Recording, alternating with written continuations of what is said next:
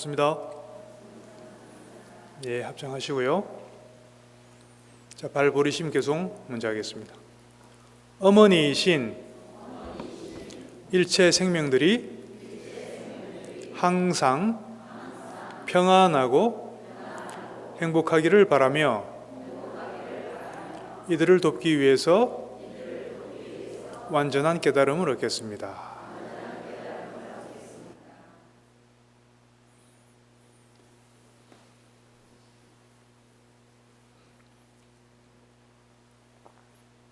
오늘은 무슨 날이죠? 예? 관음제일이죠. 우리 열애사 불자님들이야 관음제일이 따로 없잖아요. 그렇지 않습니까? 매일매일이 관음제일이고 지장제일이고 열반제일이고 출가제일이고 그렇죠?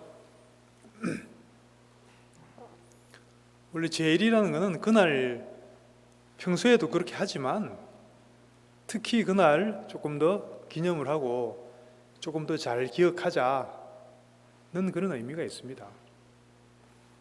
그 제일만 관음제일만 관세음보살을 생각하고 관음행을 한다는 건 아니겠죠. 특별히 좀 더 그날 더 마음에 더 새기자 그런 의미가 있습니다.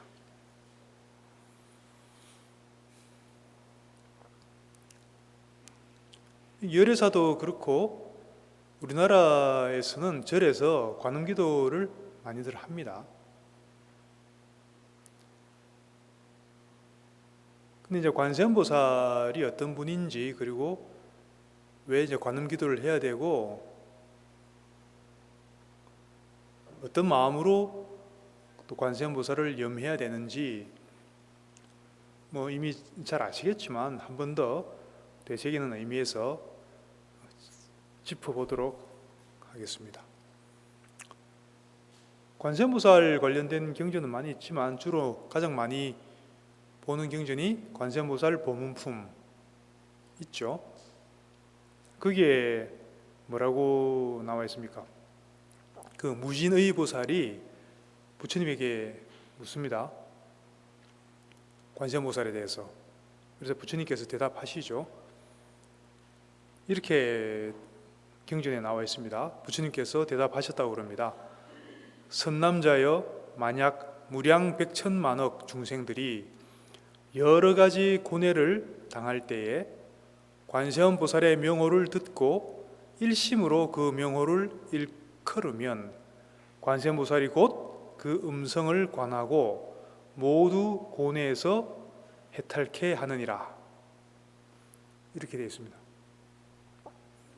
뭐 다들 잘 아시는 이야기죠. 큰 어떤 특히 어떤 고뇌의 어려움에 처했을 때, 환난에 처했을 때 관세음보살의 명호를 듣고 이미 여러분들은 이제 듣는 건 들었죠.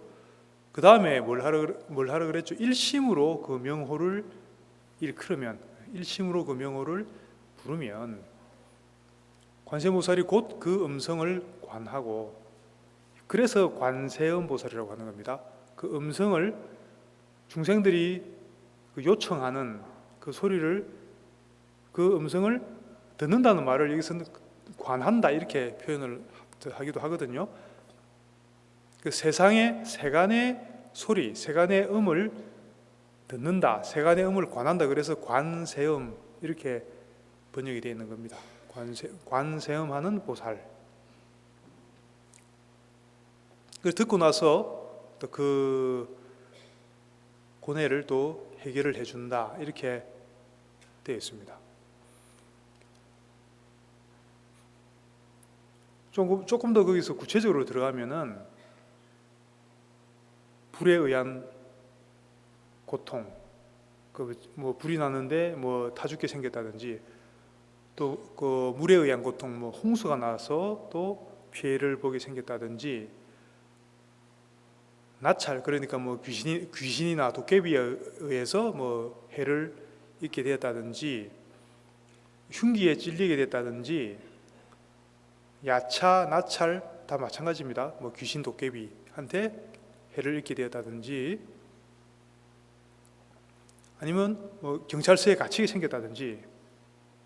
참 좋네요.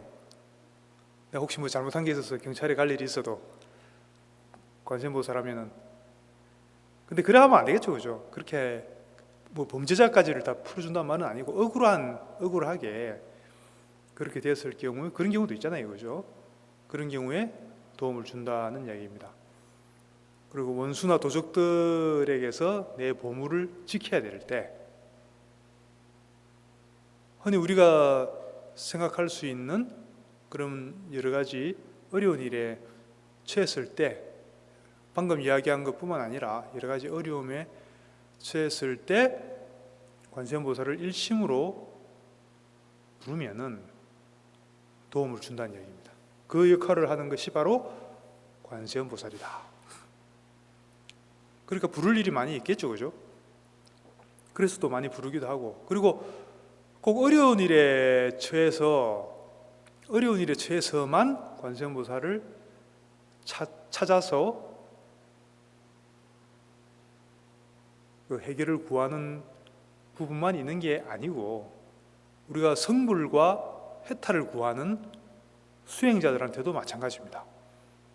부처님을 믿고 부처를 구하는 사람한테는 부처의 모습으로 나타나고, 벽지불은 이제 부처보다는 약간 아랫단계지만 스스로 깨달음을 얻은 열반을 성취한 성자를 벽지불이라고 하죠. 벽지불을 좋아하는 사람한테는 벽지불의 모습으로 나타나서 설법을 하고, 성문성, 그러니까 소승 비구의 모습을 또 좋아하는 사람들한테는 또 그 모습으로 나타나서 또 법문을 해주고, 범천이라든지 천신의 모습을 좋아하는 사람들한테는 어떻게 한다고요? 또 천신의 모습으로 나타나서 법문을 해주고, 그냥 일반인, 그 장자 요즘으로 말하면 재벌이죠. 재벌을 좋아하는 사람들한테는 재벌의 모습으로 나타나서, 그거 좋겠다, 그죠? 요새는 혹시 그 돈이 좀 될란지 모르겠네. 재벌의 모습을 좋아하는 사람들한테는 또 그런 모습에 맞춰서 나타나서 또 법문을 해준다고 그래요. 또 거사의 모습을 좋아하는 사람들은 또 거사의 모습으로 나타나서 법문을 해주고, 꼭 사람이 아니라도 뭐 용, 야차 이런 걸 되게 좋아한다 그러면 또 그런 모습으로 나타나서 또 법문을 해주기도 한다고 합니다. 그 관세음보살은 어떻게 생겼느냐? 그러면 관세음보살 자체가 어떤 모양을 가지고 있느냐? 그 스스로의 모양은 어떤 모양이냐? 이렇게 우리가 말할 수가 있겠습니까? 물론 우리 태화라든지 불화에 보면은 관세음보살이 많이 표현되어 있죠. 그렇지만 꼭 그 모습만 관세음보살이라고 우리가 할 수가 없겠죠. 조금 전에 이야기만 봐도 관세음보살은 그 스스로의 그 자체의 모습이 없죠. 부처님의 대자대비하신, 부처님의 또는 불성의 대자대비한 그 작용의 모양을 우리가 관세음보살이라고 하고, 그렇지만 나타날 때는 구체적으로 방금 말씀드렸듯이 그 사람이 좋아하는, 집착하는 그에 따라서 형상으로서 나타나서 구체적으로 도움을 주는 존재가 관세음보살이라는 것이죠. 좀 이해가 되시죠? 관세음보살은 꼭 이렇게 생겼다, 이렇게 고집할 수 있는 게 아니라는 거죠. 그는 그 사람이 원하는 것에 따라서 맞춰서 맞춤형으로 나타나 주신다. 그래서 법문을 해주신다. 구하는 마음만 있으면은. 그리고 이렇게 해서 이제 수행자들한테 여러 가지 다양한 모습으로 나타나서 그런 이제 법문을 해준다는 그런 이야기고요. 절에 오래 다니시면서 기도 열심히 하셨던 불자님들은 그런 경험들을 해본 적이 있을 겁니다. 꼭 평상시에 내가 못마땅하고 구박만 하던 내 아들이, 그 꼬맹이가 어느 날 보면은 무심코 지나가면서 나한테 무슨 말을 하는데 그게 내가 아주 오랫동안 고민하고 있던 그 부분에 대한 그 해결책이 된다든지, 아니면 TV를 보고 있는데 TV 속에서 무심코 누가 어떤 코미디언이 지나가면서 뭐 한마디 했는데 그게 나한테 탁 꽂혀갖고 굉장히 나한테 힐링이 된다든지, 그런 경험들이 있으시죠? 그게 다 관세음보살이에요. 그게 그러니까 관세음보살은 특정한 모양이 없다 그랬죠. 내가 가지고 있는 어떤 그 문제라고 느끼고 있는 그 부분에 맞춰서 때로는 TV 속에, 때로는 내 아들, 딸의 모습으로, 아들, 딸을 통해서, 남편을 통해서, 또는 마트 아줌마를 통해서 이렇게 여러 가지 온갖 모양으로 나에게 나타나서 법문을 하시는 겁니다. 그거는 우리가 알 수가 없어요. 어떤 모양으로. 또는 이제 조금씩 비가 내리는데 이 산화대지가 저 비 내리는 걸 통해서 내가 또 힐링을 받을 수가 있고 마음이 쉬어질 수가 있고, 그 전에 그렇게 뭔가 마음이 아픈 일이 있다가도 비가 쭉 내리면은 마음이 좀 씻겨 내려가는 것도 있잖아요. 뭐 사람에 따라서는 또 반대작용도 있을 수 있겠죠.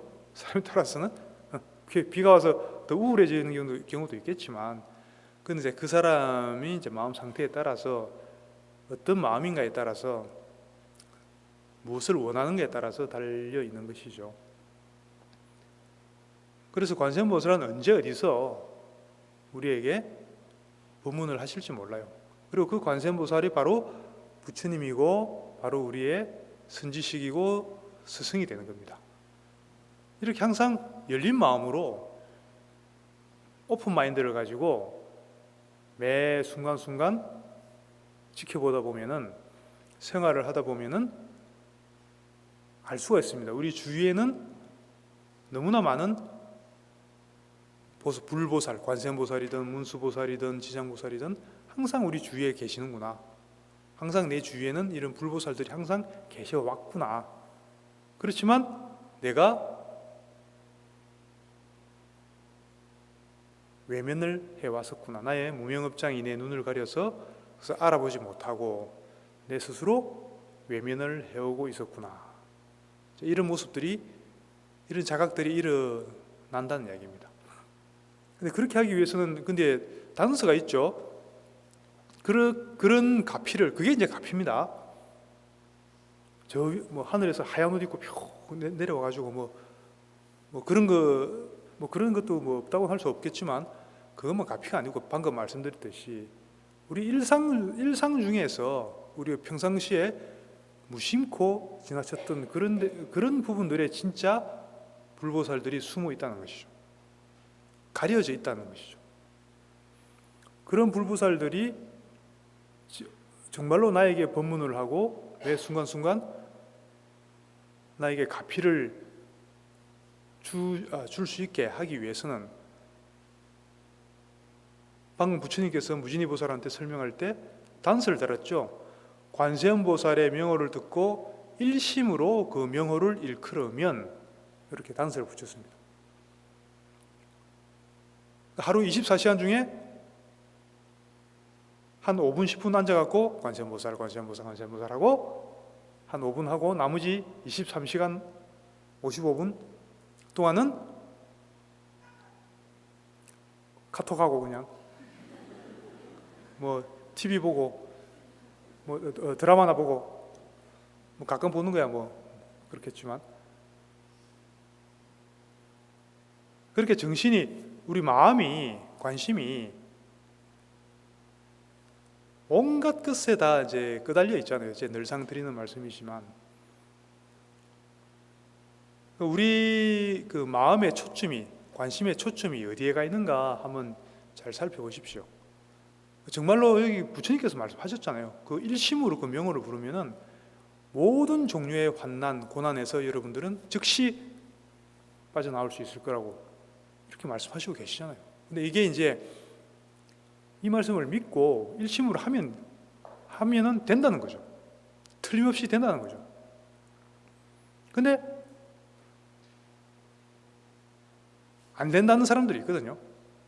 했는데 물어보면은 다 그런 식이라. 시킨 대로 했는데 안 된다고. 시킨 대로 어떻게 하셨냐고. 한 5분 10분 하고 방금 말씀드렸듯이 나머지는 그냥 뭐 보고 싶은 거, 하고 싶은 거, 먹고 싶은 거 다 하시고. 그럼 우리 정신은, 우리 마음은 천갈래 만갈래, 하루에 평균 5만 가지 이상 생각을 한다 그랬죠. 그 5만 가지 이상 생각을 한다는 것은 우리 정신이 5만 가지, 5만 갈래 이상으로 갈라져 있다는 얘기예요. 우리 에너지가 그렇게 5만 가지 이상으로 에너지가 흩어져 있다는 것이죠. 에너지가 그렇게 흩어져 있으니까 당연히 에너지가 모여야지, 쉽게 말하면 기가 모여야지 뭐가 돼도 되는데, 업장이 녹든지 그래서 일이 풀리든지 뭐가 돼도 되는데, 우리 에너지가 그렇게 5만 가지 이상으로, 최소한 5만 가지 하루에 그 스쳐 지나가는 생각들을 다 포함했어요. 그렇게 갈라지고 있으니까 뭘 해도, 기도를 해도 영험도 없고, 뭐 공부를 해도 성취가 안 되고, 뭐 경험을 좀 보려고 해도 제대로 이해도 안 되고, 뭐 제대로 되는 게 없다는 것이죠. 그래서 우리 옛말에 그런 말이 있지 않습니까? 정신 일도면은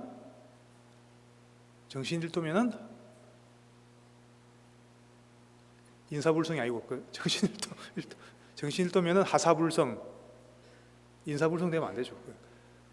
정신 일도면 하사불성이란 말이 있지 않습니까? 마음을, 정신을 하나로 모으면은 이루지 못할 일이 없다는 것이죠, 이 세상에. 우리 옛날 선조들도 그런 지혜가 어디서 안 배우더라도, 불교를 몰라도 벌써 그런 지혜가 다 있었다는 거죠. 마음을 하나로 모아서 해보니까 안 되는 일이 없더라는 것이죠.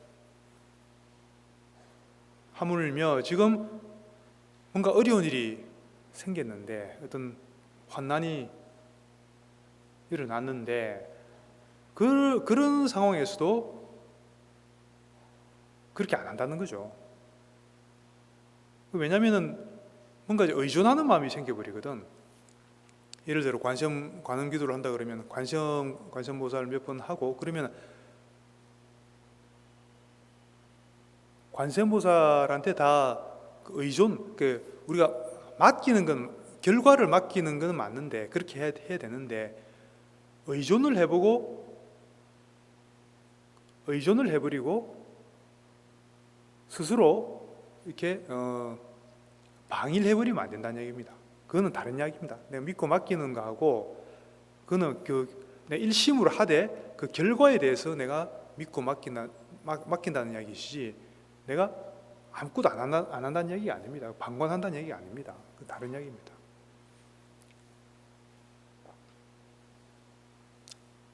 그렇게 일심으로 기도를, 뭐 꼭 관음 기도, 오늘은 관음 제일이니까 관음 기도를 갖고 이야기하는 것이지, 꼭 관음 기도만 해야 된다는 이야기는 아닙니다.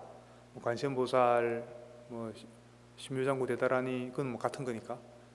아니면 뭐 지장 기도를 해도 좋고, 무슨 뭐 능음주를 해도 좋고, 그건 상관없습니다. 우리가 불자들이 하는 어떤 기도법이라도 다 동일합니다. 그것이 힘을 발휘하기 위해서는, 여기서 힘이라는 것은 그 기도가 힘이 생겨서 그 어려움 일을 일으키는 원인이 되는 그 업장을 녹일 수 있는, 그게 이제 그 기도의 힘입니다. 그래서 그 업장이 녹아야지 그 어려운 일이 사라지죠. 해결이 되죠. 우리 인과응보의 원리에 정확하게 따져봤을 때 그렇다는 겁니다. 그럼 그렇게 하기 위해서는 어떻게 됩니까? 일심으로 해야 된다는 얘기죠. 하루 24시간이면 24시간, 사실 24시간 내내 하면 제일 좋지만, 그렇게 못하더라도 예를 들어 내가 일을 한다든지 뭔가를 해야 될 때는 동시에 하지 못하잖아요. 그럴 때까지 하라는 얘기는 아니고, 그럴 때는 그냥 하시는 일 하시고, 뭔가를 그런 경우가 아니고 좀 시간 여유가 생겼을 때, 그럴 때 보통 시간 여유가 있을 때 보통 또 망상 피거나 멍 때리거나 그렇게 되거든요. 사람들이 그렇게 하지 말라는 거죠. 그런 틈에 우리 마음에 그런 틈이 생겼을 때 바로 마상이 들어오는 겁니다. 마음속으로 여러 가지 장애가 들어온다는 얘기입니다. 그래서 그 그물 코를 아주 촘촘하게 해야지 거기서 고기가 빠져나올 수 없듯이 우리 마음이 잠시라도 이렇게 방일한 상태, 멍하게 있거나 넋이 나가 있거나 뭐 정신이 뭐 다른 데 팔려 있거나 그렇게 하는 시간을 최소한으로 줄여야 된다는 이야기입니다. 그리고 그 자리에 그 대신에 그렇게 하기 위해서 조금이라도 내가 뭔가 일을 할 때를 말고는 조금이라도 여유가 있을 때는, 시간적 여유가 있을 때는 바로 즉시 마음속에 관세음보살 하든지 뭐 지장보살 하든지 바로 기도를 하시라는 것이죠. 그 명호를 부르는 기도, 정근이죠. 우리가 정근이라고 하죠.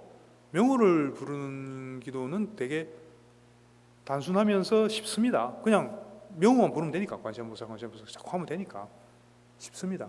뭐 진언을 해, 뭐 엄마니 밤에 진언을 해도 좋지만 명호를 부르는 게 쉽기 때문에 그렇게 이제 권유를 드리고 있는 겁니다. 그래서 마음에 틈이 없도록 하라는 이야기죠. 쉽게 하면 결론적으로 기도를 하되 정말로 이제 부처님 말씀하셨잖아요. 뭐 어떤 고난과 어떤 어려움도 즉시 해결될 거라고 이야기하시잖아요.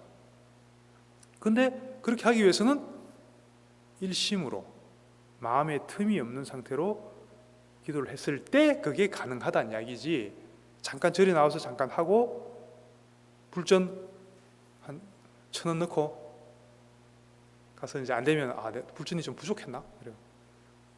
일주일 뒤에 와서 아이까지가 10,000원 넣고, 그리고 불전 넣는 게 포인트가 아니죠. 뭐가 포인트입니까? 본인 평상시에 본인 마음에 얼마나 틈이 있는지 틈이 없는지, 얼마나 일심으로 기도를 하고 있는지 그거를 체크를 하셔야죠. 이제 여러분들이야 뭐 우리 여러사 불자님들이야 이제 다 베테랑들이니까 잘 아시겠지만 뭐 그런 말씀 안 하시겠죠. 그거 뭐 내가 계속 뭐 기도만 하라는 이야기냐? 그거 뭐 어떻게 힘들어서 또는 지겨워서 어떻게 하냐? 그거는 안 해본 사람들 한 이야기죠. 기도 안 해본 사람들. 해보면은 그렇게 힘들지 않고 오히려 일심으로 내가 내 마음속에 일심으로 뭔가가 돌아갈 때 그때가 우리가 사실은 가장 행복할 때입니다. 그때야말로 진정으로 행복할 때입니다. 우리가 맛있는 걸 먹고 재밌는 걸 구경하고 하는 게 행복인 줄 알지만 그거는 일시적인 행복이죠. 일시적인 쾌락이고 그거는 지나가면은 또 금방이고 그 지속성이 없죠. 그렇지만 우리 마음속에서 예를 들어 관세음보살 한다든지 하나로 뭔가 이렇게 쭉 기도가 돌아갈 때 그때 그 상태를 우리가 몰입이라고 하고 조금 더 그게 발전하면 우리가 삼매라고 이야기하는 겁니다. 또는 선정, 그런 이야기 많이 들어보셨죠? 삼매, 선정, 그게 바로 연불삼매, 연불선정 그렇게 되는 겁니다. 왜 부처님께서 삼매나 선정을 이야기를 하셨느냐? 왜냐하면 그때가 우리가 가장 행복하거든. 인간이 진정으로 행복을 느낄 때는 뭔가 하나의 우리가 대상에 잡념에 빠져 있지 않고 어떤 쾌락 대상에 빠져 있지 않고 그건 오히려 괴로움이라고 하셨죠. 우리 마음속에 산만하지 않은 상태, 뭔가 하나로 일념으로 뭔가 일심으로 자리가 잡혀 있는 상태, 중심이 잡혀 있는 상태, 그때가 실제로 해보시면 아시겠지만 가장 또 행복감이 느껴져요. 평안하고 안정된 행복감이 비로소 그때 느낄 수가 있는 것이고, 그리고 그런 평안하고 안정된 행복감이 내 안에 있기 때문에 그것이 실제로 또 그런 일들을, 평안하고 행복한 일들을 이렇게 끌어당기는 겁니다. 원리가 그렇습니다. 그래서 그런 원리가 있기 때문에 결국은 그 일심으로 정진하는 것이 답이다, 그런 이야기고, 한 걸음 나아가서 경전에 방금 일러드린 경전의 말씀에서는 마치 관세음보살이 어떤 대상인 것처럼 보고 그렇게 대상에 기도를 하라 이렇게 말씀드렸는데, 그것도 맞습니다. 진리인데 거기서 또 단계가 또 있죠. 조금씩 이제 업그레이드가 돼야 되죠. 기도도 조금 더 업그레이드 되면은 어떻게 이해를 해야 되냐면은, 결국 내가 있고 관세음보살이 저 높은 곳에 어디 계셔서 그분에게 기도를 한다는 것은 1단계 기도라고 한다면은 그 단계만 머물러 있어서는 안 되죠. 우리 열애사 불자님 정도 되면은 2단계, 결국은 내 스스로 저 관세음보살에 되어가는, 내 스스로 관음행을 하는 불자가 되어야 된다는 얘기죠. 내가 따로 있고 관세음보살이 따로 있는 게 아니고 내가 곧 관세음보살이 되는 그런 행을, 그런 수행을 실천해 나가는 불자가 되어야 된다는 얘기입니다. 관음행자라고 해도 되고 뭐 보현행자도 되고 뭐 지장행자도 뭐 어떻게 불러도 상관없습니다만, 그렇게 했을 때 진정한 불자라고 우리가 이야기할 수가 있겠고요. 또 다른 측면에서 설명드리면은, 관세음보살은 부처님 혹은 우리가 불성은 스카모니 부처님은 딱 이제 그 몸만 놓고 보면은, 스카모니 부처님은 2500년 전에 활동하셨다가 가시고 안 계시지만 그 몸만 놓고 보면은 그분의 그 본래 성품 자리 불성은 지금 이 자리에 엄연하게 생생하게 살아 있습니다. 살아서 숨쉬고 있습니다. 부처님의 성품은 바로 이 자리에 있고 바로 여러분들 마음속에서 생생하게 살아서 숨쉬고 있습니다. 그 불성은. 그 불성에 여러 가지 또 지혜의 측면도 있고, 그것을 우리가 문수보살이라고 하죠. 행원 측면으로 봤을 때는 보현보살 보통 이야기하고, 그게 이제 다른 게 아니라는 이야기입니다. 주로 대자대비한 측면을 이야기할 때는 우리가 관세음보살 이야기를 하잖아요. 그래서 결국 관음행자가 된다는 것은 내가 스스로 그 부처님의 또는 불성의 그 대자대비한 그런 마음을 개발을 하고 현실 속에서 실천하겠다라고 결심하고 그 서원을 세운 사람들을 이야기하는 것입니다. 그렇게 했을 때 그럼 왜 그렇게 해야 되느냐? 왜 관세음보살만 찾으면 되지? 왜 스스로 관음행을 해야 되느냐? 생각해 보면은 그건 간단하죠. 관세음보살이 저 바깥에 있다고 믿고, 그렇게 믿고 관세음보살 명호만 불러도 무량한 공덕이 있다고 했는데, 내 스스로 관세음보살이 되겠다는 서원을 세우고 수행을 한다면, 그게 이제 우리가 발고리심이죠.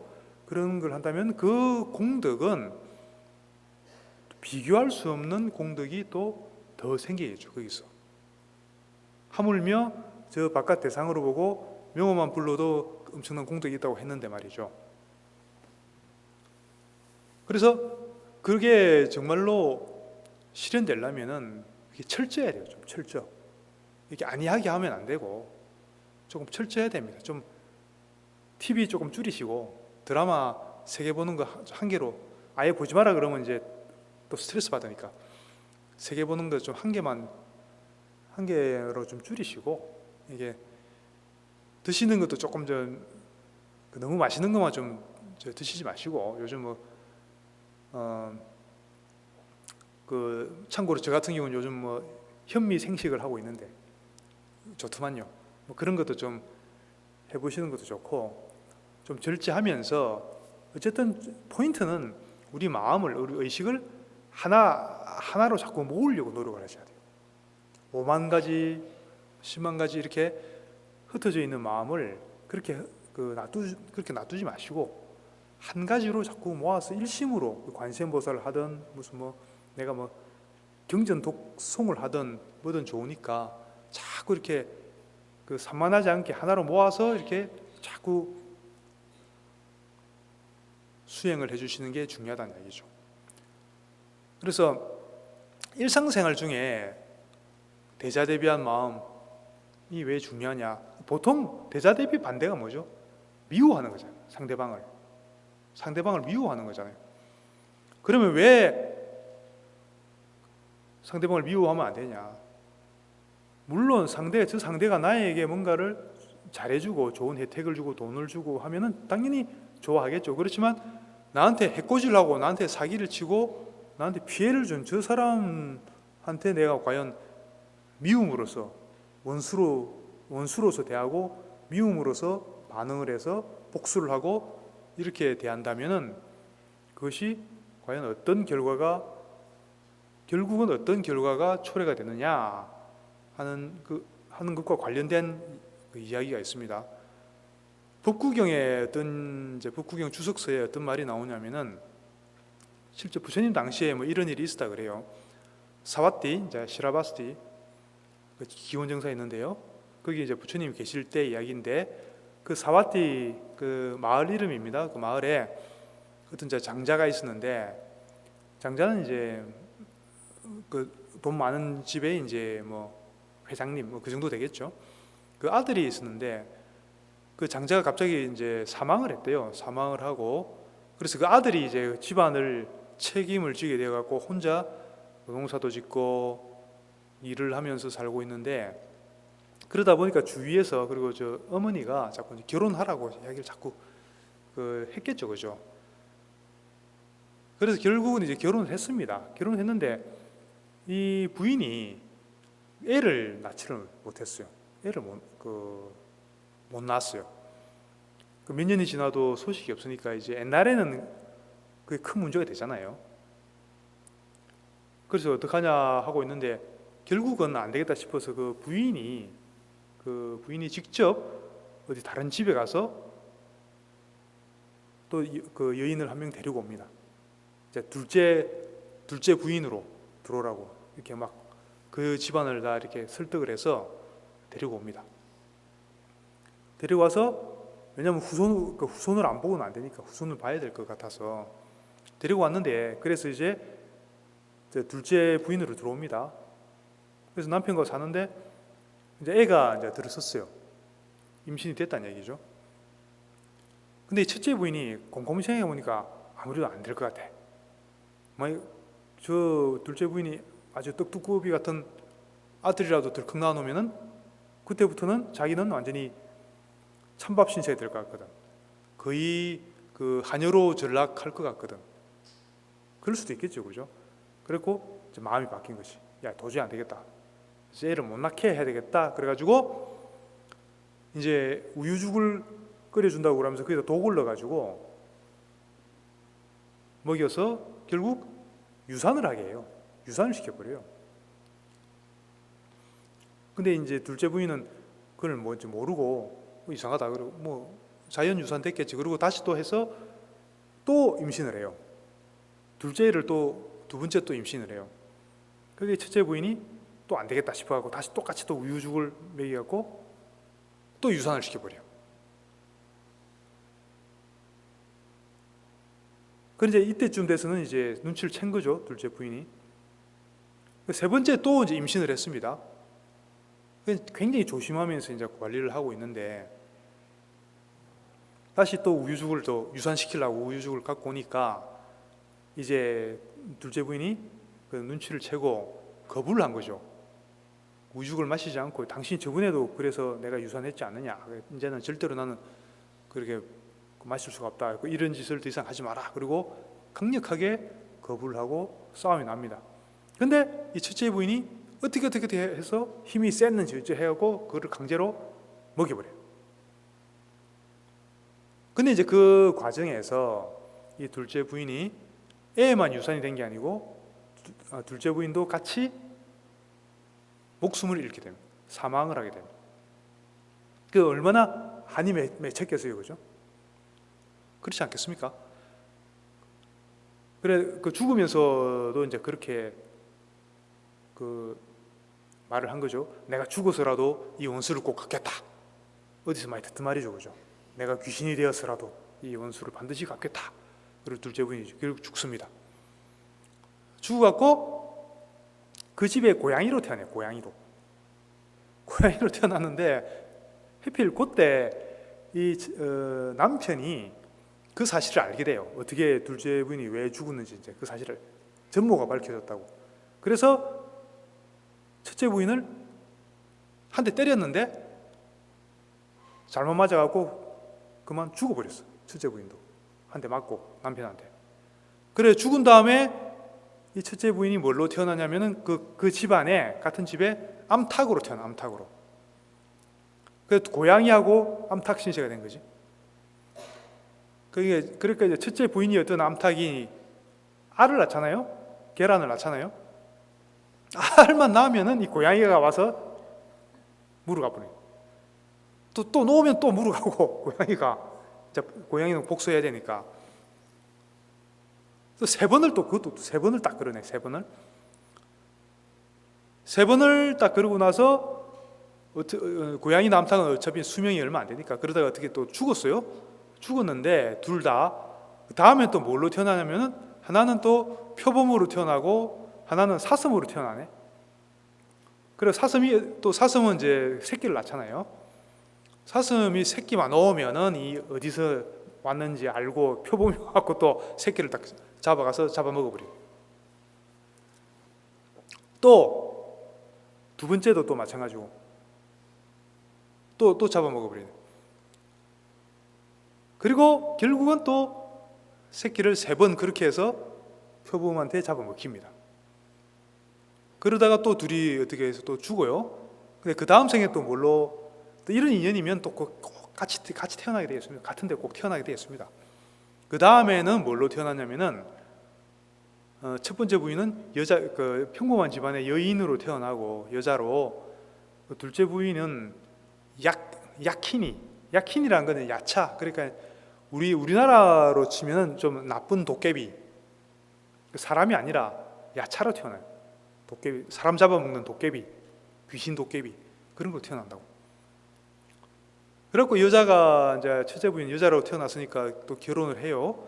결혼을 해가지고 또 이제 애를 이제 사람이죠 이때는 애를 낳는데 이 야키니가 사람 잡아먹는 귀신이라고 그랬죠. 갑자기 또 나타나고 그 애를 또 잡아먹어버려. 첫째 애를. 그리고 또 둘째를 낳는데 또 둘째 낳는데 또 어디선가 이 야차가 갑자기 나타나서 애를 납치해 간 다음에 또 잡아먹어버려. 이제 그건 큰일 났죠. 그래갖고 세 번째 낳을 때쯤 되니까 아무래도 또 그런 일이 생길 것 같아서 이 여인이 자기 친정집으로 피신을 가요. 임신한 상태에서 친정집에서 출산을 해요. 출산을 하고 자기 남편하고 같이 그래도 이제 다시 집에 가서 애를 키워야 되기 때문에 남편과 같이 집으로 귀가하는 길이었습니다. 근데 마침 어디를 지나가냐면은 기원정사, 사화태니까 부처님이 계시던 기원정사 앞을 이제 지나가게 돼요. 애를 이제 갓 태어난 아기를 안고 그 부부가 같이 오다가 그 앞에 무슨 조그만 기원정사 앞에 조그만 호수가 있었나 봐요. 그리고 호수에서 이제 모욕을 좀 하고 가자. 먼 길 왔으니까. 그래서 부인이 먼저 들어가서 모욕을 하고 나오고 이제 애를 안고 이제 젖을 먹이고 있었다고 그래요. 그때 이제 남편은 호수에 들어가서 또 모욕을 하고 있는 상태에서 갑자기 그 야키니가 또 나타난 거죠. 나타나고 애 내놔라. 애 내놔라? 내 다리 내놔라. 약간 좀 오버랩이 좀 되는데 그 애를 내놔라 하니까 또 기겁을 하겠죠. 이 여자가 두 명이나 그렇게 애를 잃었는데 또 야차가 나타나서 애 잡아먹겠다고 달라고 하니까 남편은 또 저기 모욕한다고 물에 들어가 있고 그래갖고 급하게 애를 안고 막 냅다 도망간 거죠. 이 여인이. 야차가 쫓아갔겠죠. 근데 바로 그 앞에 뭐가 있었냐면 기원정사가 있었던 거라. 그 절로 들어간 거죠. 애를 안은 상태에서. 그 절에 뛰어 들어갔는데 그때 마침 부처님이 계셨어요. 기원정사. 부처님이 딱 앉아 계시고 여인이 이제 애를 안고 막 뛰어 들어왔겠죠. 근데 이제 야키니가 기원정사 들어가려고 하니까 기원정사는 어떤 데입니까? 부처님이 계시고 그 신장들이 엄청난 신장들이 딱 지키고 있었을 거 아니에요, 그죠? 그 신장 중에 수마나 신장이라고 있었는데 그 신장이 야키니를 딱 가로막고 너 어디 뭐 그래갖고 어디 들어가려고 하느냐 그래 딱 입구에서 일주무에서 못 가게 딱 막아버리고. 근데 그 상황을 딱 보고 계시던 부처님이 드디어 이제 말씀하시는 거죠. 옆에 아난다를 시켜갖고 밖에 나가면은 야키니가 하나 있을 것이다. 그 야키니 들어오게 해라. 그렇게 이야기합니다. 그래 이제 야키니가 들어옵니다. 이제 야키니는 이제 애하고 애엄마도 있고 야키니도 있는 거죠. 부처님 앞에. 부처님이 이렇게 말씀하십니다. 이렇게 말씀하셨다 그래요. 야키니한테 그렇게 말씀하셨다 그래요. 왜 그런 짓을 저질렀느냐? 나와 같은 부처를 만나지 못한다면 1급 동안 뱀과 몽구스처럼 서로 이제 천적이죠. 뱀과 몽구스처럼 서로 증오하고 까마귀와 올빼미처럼 증오와 적개심 때문에 전율할 것이다. 왜 원한을 원한으로 갚으려고 하느냐? 정오의 불길은 정오가 아니라 자의 물로 꺼야 하느니라. 마지막 말이 핵심이죠. 정오의 불길은 정오가 아니라 자의 물로 꺼야 하느니라. 이렇게 이제 말씀하셨다 그래요. 그 야키니한테. 근데 이 야키니도 그래서 성근이 있는지 그 말을 알아들어요. 그리고 본인이 또 과거 동안 해왔던 또 그게 있기 때문에 그것을 또 참여를 하고 그 자리에서 부처님의 법문을 완전히 받아들여 가지고 수다원가를 그 자리에서 바로 증득해요. 그 독과 수다원가는 아라한보다는 밑에죠. 하지만 성인의 경지 중에 첫 번째 경지입니다. 우리 초기 불교에서 말하는 그 수다원가를 증득을 해요. 야키니가 그 성자가 된 거죠. 불교의 성자가 야키니에서 사람 잡아먹는 야차에서 성자가 된 거죠. 그래서 근데 이제 그 다음에 부처님한테 이제 눈물을 흘리면서 또 이야기를 하는 거, 참여를 하면서 이야기하는 것이죠. 아, 그럼 지금까지 내가 사람들 막 잡아먹고 그러면서 살았는데 지금도 여전히 약인인데 이제 어떻게 그 살아가야 됩니까? 이렇게 이제 고민을 물어보는 겁니다. 부처님께서 뜻밖에도 뭐라고 하냐면은 그 애 엄마한테 그 부부한테 이야기한 겁니다. 이 야키니를 데리고 가라. 그리고 같은 집에 같이 살아라. 야키니하고. 그리고 이 야키니한테 우유죽이나 그 공약물을 주면서 계속 너가 그 먹여 살려라 그거죠. 한마디로 같이 좀 먹을 거 주면서 같이 좀 살아봐라 이렇게 이야기합니다. 근데 애 엄마 입장에서는 얼마나 찜찜하겠습니까, 그죠? 자기 애를 2명이나 잡아 먹었고 이미 또 1명 있는 애도 언제 잡아 먹을지 모르는데 그래도 신심이 있어갖고 부처님께서 그렇게 말씀하시니까 수긍을 합니다. 그리고 알겠습니다. 그렇게 하겠습니다. 그리고 야키니를 데려가요. 그 집에서 같이 실제로 살아요. 그 우유죽도 주고 먹을 걸 주고 야키니는 어디 이제 밖에도 나가지도 못하고 그래서 그 집 한 군데 좀 조용한 장소를 해서 그래서 계속 그 안에서 살게 이렇게 모시고 삽니다. 이 부부가 야키니를. 근데 그러던 중에 어떤 일이 있었냐면은 야키니도 이제 자기 미안하니까 맨날 얻어먹고 그 부부한테 한 번씩 일러주는 거예요. 뭐라냐면 올해는 비가 많이 올 것 같으니까 농사 지을 때 좀 마른 땅에다 농사를 지으라고. 그러면은 괜찮을 거라고. 그래서 그걸 시킨 대로 했더니 정말 홍수가 나갖고 다른 집들은 농사가 다 망했는데 그 집만 농사가 잘 된 거죠. 그리고 그 다음에는 반대로 또 야키니가 그러는 거죠. 올해는 되게 가물 거다. 가무니까 물이 좀 많은 장소, 물가나 물이 많은 장소에다가 농사를 지으라고 또 이렇게 일러줘. 그러니까 또 그대로 했겠죠. 근데 또 말 그대로 엄청난 가뭄이 와갖고 다 농사 실패했는데 이 집만 또 농사가 또 잘 됐어. 그러니까 어떻게 했겠어요? 주위 사람들이 궁금했겠죠. 동네 사람들이 와서 물어보는 거예요. 야, 너 어떻게 그거 다 알고 그렇게 했냐? 그러니까 이제 그때 그 여자가 이렇게 이야기를 하는 거죠. 사실은 내가 아는 이제 야킨이라고는 안 그러고 내 잘 아는 친구가 있는데 그 친구가 이제 그런 걸 좀 잘 볼 줄 안다. 그 이렇게 뭐 점치고 이런 걸 좀 잘한다. 그런데 좀 신통하다. 그래서 그 친구 하는 대로 했더니 그 잘 들이맞아 갖고 동서가 잘 되고 있다. 그러니까 그 동네 사람들이 이제 난리가 난 거죠. 야, 그럼 우리도 이제 가서 그 친구한테 좀 그 친구한테 소개를 좀 해달라. 근데 이제 그 친구는 다른 거는 원하지 않고 그냥 우유죽이나 먹을 거나 좀 갖다 주면은 잘 일러준다 그렇게 얘기한 거죠. 그러니까 사람들이 막 그때부터 가가지고 그 야키니가 모양은 이제 자기 마음대로 바꿀 수가 있으니까 사람 모양을 하고 이렇게 있으면 친구라고 하고 있으면은 막 동네 사람들이 가서 이렇게 막 뭐 밥도 갖다 주고 과일도 갖다 주고 하면서 자꾸 이거저거 많이 물어봤다 그래요. 그 이제 그런 재주가 있으니까 야키니가.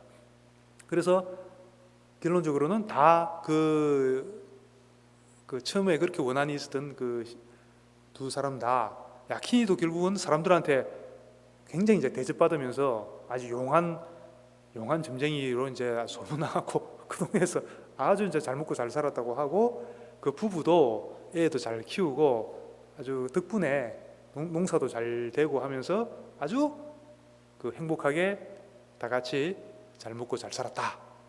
결론이 이제 그렇게 났습니다. 어디서 많이 듣던 좀 스토리가 전설의 고향에서 나올 법한 그런 이야기입니다. 그렇지만 경전에 그렇게 나와 있으니까요. 그런 일이 있었다고 부처님 당시에. 결국은 이 두 사람이 처음에 첫째 부인, 둘째 부인으로 만난 상태에서 서로 상대방 애를 죽이고 잡아먹고 이 관계가 계속 몸 바꿔가면서 한번 그게 상대가 나한테 그랬다고 해서 내가 그렇게 되갚으면은 그 끝이 나지가 않죠. 끝없이 그게 계속 반복되겠죠. 만약 부처님을 만났으니까 망정이지 부처님 말씀대로 부처님을 만나지 못했더라면 이 두 사람은 아마 지금 이 순간까지 그러고 있겠죠. 서로 계속 죽이고 복수하고 이러면서 계속 그렇게 살고 있겠죠. 지금 이 순간까지도. 그래서 부처님께서 그렇게 말씀하신 겁니다. 정오는 정오로서 해결되는 게 아니고 자애로, 그 정오의 불길은 자애의 물로만, 자비죠. 자애의 물로만 끌 수가 있다. 그래야 모든 그 원혼이 그런 악감정들이 사라지고 그 업장이 사라진다는 것이죠. 그렇게 해서 업이 사라지고 진정으로 해결이 되는 것이지, 그 원수의 눈에는 눈, 그래서 원수의 원수를 갚는 식으로 했다가는 결코 그 업장은 해결되지 않는다는 것입니다. 얼마 전에 보니까 그 방송에도 나오고 많이 소개가 되던데, 어떤 그 사연이, 어떤 노부부의 사연이, 인상 깊은 사연이 있었습니다. 어떤 아파트에, 지역은 잘 모르겠는데 아파트에 처음에 어떤 부부가 살고 있었는데 애들이 있었대요. 근데 아파트에 애들이 있으면 어떻습니까? 그 아래층이 좀 괴로워지죠. 또 심하게 그 애들이 또 특히 아마 남자애들이 둘이 있었나? 그래서 그러면 통제가 안 돼요. 엄마 아빠가 통제를 하기 힘들어요. 그렇게 되면은 밤새도록 막 뛰어다니고 막 하니까 아래층에서 이제 그 소위 층간 소음 문제 때문에 엄청나게 스트레스를 받았던 거죠. 그 원래 다른 신혼부부가 살고 있었다가 몇 번이나 올라와서 항의하고 그래도 해결이 안 되니까 싸움도 여러 번 하고 얼굴 붉히고 이웃지간에 그렇게 했는데도 애들이니까 통제가 안 되니까 묶어 놓을 수도 없고 해결이 안 됐던 거죠. 그래서 결국은 그 신혼부부가 따로 집을 얻어서 이사를 나가버렸어. 그 집에서. 도저히 층간소음 때문에 살 수가 없다고. 그런 일이 종종 있죠, 요즘. 그건 근래의 일입니다. 우리나라에 있었던 일입니다. 근데 그 집에, 신혼부부가 이사 나간 집에 어떤 노인네 두 부부가 이사를 들어온 거죠. 그래도 이제 그 애들이 뛰어노는 상황은, 그 층간소음은 똑같은 상황이었겠죠. 그래서 그 애들 부모들은 속으로 이제 걱정을 했던 거죠. 야, 이 밑에 아래층 이 노부부들은 또 연세들도 많으신데 또 예민하실 것 같은데 올라와서 또 엄청나게 또 우리한테 그 막 항의를 하시겠구나, 이렇게 이제 마음의 각오를 하고 있었던 거죠. 그리고 올라오면 또 우리가 지고만 있을 수 없지, 싸워야지. 그리고 전투 태세를 항상 다 갖추고 그러고 있었던 것이죠. 근데 하루가 지나고 이틀이 지나고 한 달이 지나고 두 달이 지나도 아무 소식이 없는 거예요. 아래층에서 항의를 안 하는 거예요. 그래서 뭐 그런가 보다 그러고 있는데, 하루는 애가 이제 무슨 캠프인가 뭐가 있어갖고 하여튼 그 집에서 다른 데서 하룻밤 자게 됐던 거죠. 그래 그 집에 없었던 거죠, 애가. 그러면 조용했을 거 아닙니까? 조용한데 저녁에 갑자기 노부부가 올라왔더랍니다. 그 집에 그 초인종을 눌러서 나가보니까 그 노부부가 서 있더래요. 그래서 그 애들 부모들은 야, 이 노부부가 드디어 기습을 하는구나, 드디어 우리를 해치우기 위해서 이렇게 쳐들어왔구나 하고 전투태세로 바로 딱 들어갔는데, 그 노부부가 뜻밖의 말을 하더랍니다. 무슨 말을 했냐면은, 아니 그 한 몇 달 동안 애가 되게 건강하게 이렇게 막 잘 뛰어놀던데 갑자기 아무 소리가 안 나는 거 보니까 애가 어디 아픈가 싶어서 걱정이 돼서 왔다고. 애가 혹시 아파서 어디 뭐가 좀 잘못됐나 싶어서 그게 걱정이 돼서 이렇게 하도 걱정이 돼갖고 이렇게 올라와 봤다고, 이렇게 이야기하는 겁니다. 그러니까 그 애들 부모들이 뭐 심정이 어떻겠습니까? 막 이 싸우려고 막 이러고 있다가 갑자기 뜻밖의 그 반전이 있잖아요. 그분들이 그렇게 말씀하시니까 갑자기 이제 이게 무장 해제가 된 거죠. 그리고 너무나 이제 그 미안했답니다. 너무나 미안해가지고 그 전에는 미안하다는 생각이 별로 안 했었는데 오히려 그래 말씀하시니까 너무나 미안해갖고 죄송하다고 그러고 사과도 먼저 하고, 그리고 이렇게 또 배려해 주셔서 감사하다고 감사 말씀드리고 이렇게 좋게 이제 해결하고, 그 다음에 이제 애들 왔을 때는 이제 굉장히 훨씬 더 주의를 많이 시켰겠죠. 그러니까 이웃지간에도 굉장히 사이가 좋아졌고, 오랫동안 그때 스트레스 받아오던 그런 문제에 대해서도 해결이 됐다고 합니다.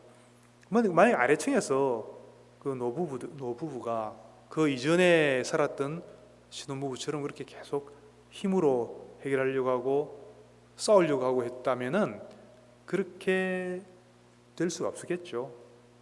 그 괴로운 불편한 상황에 대해서 이 노부부는 그 사랑의 마음으로, 자애의 마음으로 대했기 때문에 그 애들 부모들 마음도 녹일 수가 있었고, 서로 정말로 이웃 간에 배려하는 관계가 될 수가 있었던 것이죠. 그러면 서로 악업을 지을 일 없이 진정으로 그 문제가 해결이 됐던 것이죠.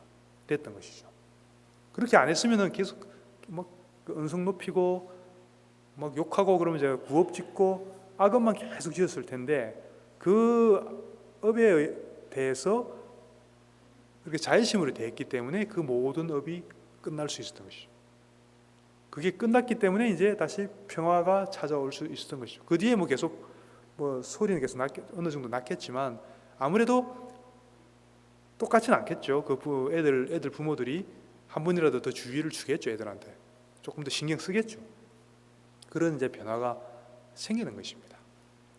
그래서 오늘은 관음제를 맞이해서 어떻게 부처님의 또는 불성의 대자대비한 측면인 그 관세음 보살의 그 마음을 우리 스스로 가지고 불자로서 또 관음 행자로서 이 현실 속에서 실천해 나갈 것이냐, 그리고 그 미움과 정오가